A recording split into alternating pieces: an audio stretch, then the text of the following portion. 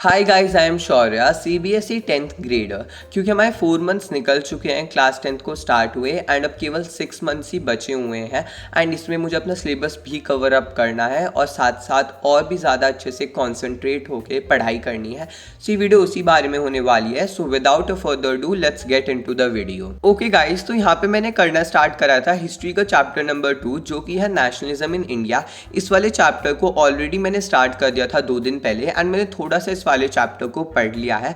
And क्योंकि तुम लोग को पता है इस चैप्टर के स्टार्टिंग में ही काफ़ी इंपॉर्टेंट चीज़ें जैसे फर्स्ट वर्ल्ड वॉर हो गया, खिलाफत हो गया, नॉन कॉपरेशन हो गया एंड सत्याग्रह मूवमेंट हो गया, रॉलेट एक्ट हो गया, तो ये काफ़ी इंपॉर्टेंट चीज़ें आ जाती है स्टार्टिंग में ही। तो दैट्स वाई ये सब मेरा ना दिमाग में थोड़ा सा ऐसे मिक्स हो गया था, तो आई थॉट ऑफ रिवाइजिंग। सो यहाँ पे मैं बैठ के जितना भी अभी तक मैंने कंप्लीट कर लिया है उसे रिवाइज कर रहा था। ओके गाइज, मैंने सोचा है कि जो मेरे सिलेबस करने की स्पीड है ना, मैं उसे बढ़ाने वाला हूँ। बट मैं तुम लोग को बता देता हूँ, जैसे ये जो हिस्ट्री का चैप्टर हो गया नेशनलिज्म इन इंडिया, या हिस्ट्री का कोई और सा भी चैप्टर है, उसे मैं किसी भी तरह से स्पीड बढ़ा के कंप्लीट कर ही नहीं सकता हूँ, क्योंकि ये वाले चैप्टर काफ़ी ज़्यादा बड़े होते हैं। तो सबसे पहले तो लेक्चर्स देखो, टाइम लगता है उसे करने में, फिर एनसीईआरटी रीडिंग करने में भी 2 दिन तो लगने ही वाले हैं, क्योंकि काफ़ी बड़े चैप्टर है, एक दिन में एनसीईआरटी रीडिंग हो ही नहीं सकती है पूरे चैप्टर की। फिर क्वेश्चन प्रैक्टिस भी करने हैं, तो यस काफ़ी ज़्यादा टाइम लग जाता है। तो शायद मुझे 1 हफ्ता और लगने वाला है नेशनलिज्म इन इंडिया को कंप्लीट करने में। फिर फाइनली मैं इकोनॉमिक्स का चैप्टर 2 स्टार्ट करूंगा। ओके, सो मैंने जितना भी रिवाइज कर लिया था ना, उसके बाद मैंने उससे रिलेटेड कुछ एमसीक्यूज जो है उन्हें सॉल्व कर लिया था। उसमें 4 असर्शन रीजंस भी थे एंड जो सब्जेक्टिव क्वेश्चंस है ना, उन्हें तो मैं एंड में करने वाला हूँ एक साथ पूरे चैप्टर के। बट अभी मैंने जितने टॉपिक्स कवर कर लिए हैं, मैंने केवल उनसे रिलेटेड एमसीक्यूज जो थे उन्हें सॉल्व करा था। वैसे मेरे पास क्वेश्चन बैंक भी है, तो उसमें से भी मैं क्वेश्चन सॉल्व कर सकता था। बट द प्रॉब्लम इज, जो मेरे पास क्वेश्चन बैंक है ना, उसमें सारे क्वेश्चन मिक्स्ड है पूरे चैप्टर के। तो मुझे जिन स्पेसिफिक टॉपिक से रिलेटेड क्वेश्चन चाहिए थे ना, उन्हें ढूंढने में मुझे काफ़ी ज़्यादा टाइम लग जाता एंड मेरा ज़्यादा टाइम वेस्ट हो जाता ढूंढने में, रादर देन कि मैं क्वेश्चन सॉल्व कर पाता। तो मैंने डायरेक्ट गूगल पे जाके सर्च किया कि मुझे इस टॉपिक के क्वेश्चंस दे दो एंड मुझे जो वेबसाइट मिली, मैंने उससे ही कुछ क्वेश्चन जो थे उन्हें सॉल्व कर लिए। तुम भी ऐसा कर सकते हो। अगर तुम्हें लग रहा है कोई टॉपिक बहुत इंपॉर्टेंट है एंड तुम्हें इसके ही बहुत सारे क्वेश्चन सॉल्व करने हैं, तो तुम गूगल पे जाके सर्च कर सकते हो। ओके, सो ये वाली जो क्लिप है ना, बेसिकली शाम की है। ये संडे था, इस वजह से मुझे शाम को टाइम मिल गया था, वरना तो ऑफ कोर्स मैं कोचिंग जाता हूँ शाम में, तो मुझे रात को ही टाइम मिलता है। तो इसे करने के बाद आई थॉट कि मुझे कुछ और भी पढ़ना चाहिए, बट मैं वो नहीं कर पाया था क्योंकि मैं कहीं चले गया था। उसके बाद आते वक्त काफ़ी ज़्यादा बारिश हो गई थी, तो वहाँ बहुत ज़्यादा टाइम वेस्ट हो गया था। देन उसके बाद फिर मैंने तारक मेहता का उल्टा चश्मा देखा था एंड इवन मैंने अपना जो कोचिंग का काम था ना मेरा इनकम्प्लीट, उसे भी जल्दी से कंप्लीट करा था। तो काफ़ी ज़्यादा मतलब जो टाइम था इन्हीं चीज़ों में चले गया था। तो अब मैं डायरेक्ट तुम लोग को रात की क्लिप दिखाता हूँ।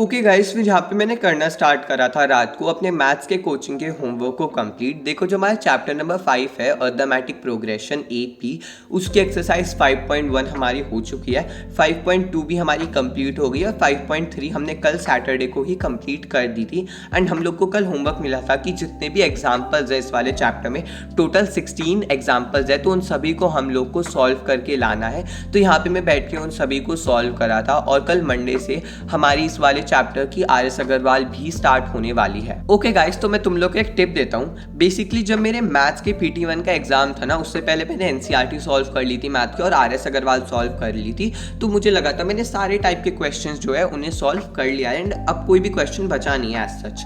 बट उसके बाद जब मेरे PT1 के मैथ का एग्जाम था ना, उसी सुबह को मैं बैठ के क्वेश्चन बैंक है उसे सॉल्व कर रहा था एंड बिलीव मी, मुझे इतने डिफरेंट टाइप के क्वेश्चंस के बारे में पता चला कि क्वेश्चन इस तरह से भी आ सकता है, क्वेश्चन इस तरह से भी आ सकता है। तो मैंने तभी सोच लिया था कि अब मैं इस क्वेश्चन बैंक को ना पहले ही सॉल्व करते हुए चलूंगा, जिससे कि अगर मैं पेपर से एक दिन पहले करूंगा तो ज़्यादा कुछ समझ में आता नहीं है, क्योंकि ऑलरेडी हम इतना ज़्यादा पैनिक्ड होते हैं पेपर से पहले।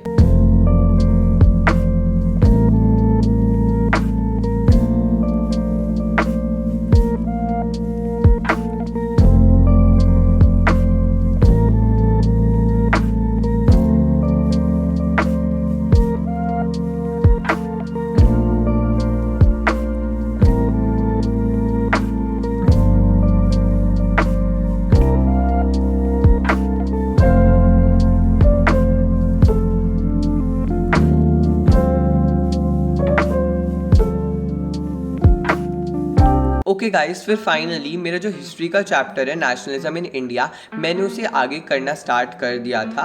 एंड ये वाला जो चैप्टर है ना, इसे मुझे टाइम लगने वाला है, मैंने तुम लोग को बता दिया है। एंड उसके बाद फाइनली मैं सेक्टर्स ऑफ इंडियन इकोनॉमी वाला जो चैप्टर है उसे करना स्टार्ट करूँगा। तो अभी कुछ टाइम के लिए तुम हर वीडियो में यही सुनने वाले हो कि अभी मैं नेशनलिज्म इन इंडिया वाला चैप्टर कर रहा हूँ, मैं नेशनलिज्म इन इंडिया वाला चैप्टर कर रहा हूँ, तो मैनेज कर लेना। ओके, सो जो अब मैं टॉपिक्स पढ़ने वाला था ना, उसका जो लेक्चर था ना वो 1.5 घंटे का था। एंड मैं 2x की स्पीड से देख रहा था, बट मुझे तभी भी 1.5 घंटे से ज़्यादा लगा। डू लेट मी नो, क्या तुम्हारे साथ भी ऐसा होता है? जो ड्यूरेशन होता है ना वीडियो का, अगर तुम 2x की स्पीड पे भी देख लो तो भी तुम्हें उतना ही टाइम लगता है या कभी कभी उससे भी ज़्यादा लग जाता है।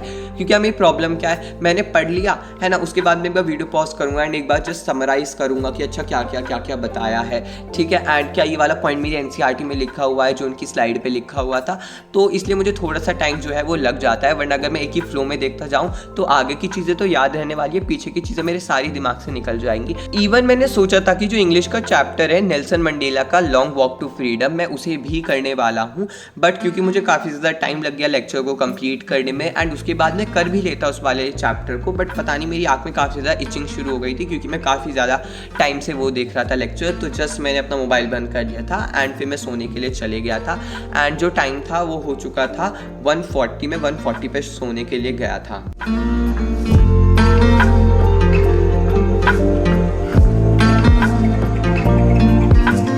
ओके गाइस, तो बहुत लोगों ने मुझे बोला था कि मुझे अपना हिंदी, इंग्लिश और IT का भी सिलेबस शेयर करना चाहिए, तो मैं तुम लोग के साथ इनका भी सिलेबस शेयर कर देता हूँ। सबसे पहले इंग्लिश की बात करें तो उसके ग्रामर में मेरे reported speech, active passive voice, preposition, tenses, models, subject verb agreement और डिटर्मिनर्स आ रहा है। उसके बाद राइटिंग पोर्शन में मेरा लेटर राइटिंग आ रहा है जिसमें बिजनेस, इंक्वायरी और कंप्लेंट तीनों आ रहे हैं।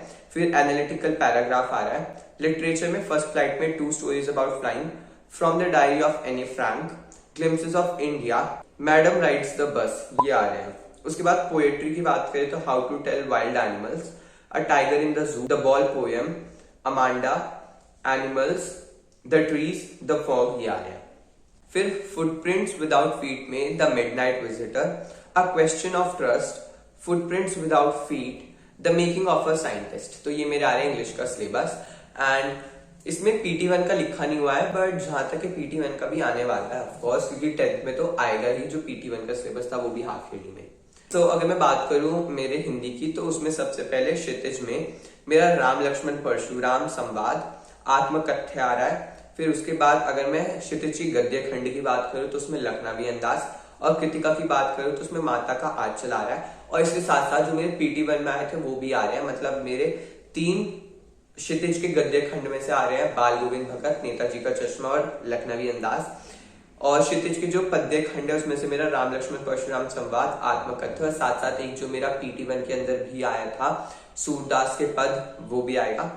एंड कृतिका में तो माता का आंचल ही आ रहा है। उसके बाद व्याकरण में वाच्य, अलंकार, अर्थ अलंकार, पद परिचय, और फिर राइटिंग में ईमेल, संदेश लेखन, विज्ञापन, अनुच्छेद और पत्र आएगा। अपठित गद्यांश और पद्यांश तो आएगा ही। Let me talk about IT, information technology. उसमें मेरा पार्टी की बात करें तो communication skill, self management skill जो मेरे PT1 में आ रहे थे, उसके साथ साथ एक और आ रहा है एंटरप्रेन्योरशिप स्किल्स। देन उसके बाद पार्ट B में मेरा यूनिट 1 पूरा आ रहा है जो मेरा PT1 में भी आया था, digital documentation advance using Libre Office writer.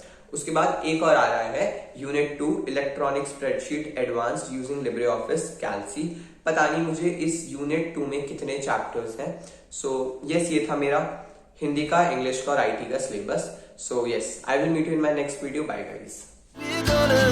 We're gonna be two hearts running wild.